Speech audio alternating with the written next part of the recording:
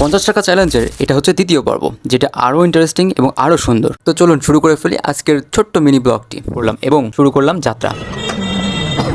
আলো থাকলে এই যে এখানকার যে রেল লাইনটা দেখতে পাচ্ছেন, এই জায়গাকার দৃশ্যটা আরও অনেক সুন্দর হয়, যেটা আপনাদেরকে দেখিয়েছি। অবশ্য আপনারা আগের ভিডিওটা দেখে নিতে পারেন। এবং আমি পৌঁছে যাওয়ার পরে ভাবলাম যে আগে আলো থাকতে থাকতে একটু ঘোরাঘুরি করে নিই, তারপরে না হয় খাওয়া দাওয়া করা যাবে বা কিছু ট্রাই করা যাবে ওই 50 টাকার মধ্যে। কিন্তু বিষয় হচ্ছে আমিও এই জায়গায় প্রথম এসেছি আপনাদেরকে নিয়ে। আমি মূলত বাইরে বের হতাম না, অনেকদিন ধরে আমি এখানে আছি। যখন আমি ব্লগিং শুরু করলাম তখন থেকেই মোটামুটি আপনাদেরকে নিয়ে একটু ঘোরাঘুরি করার চেষ্টা করি, এবং এই জায়গাতে আমিও প্রথম বলতে পারেন আপনাদের মতো।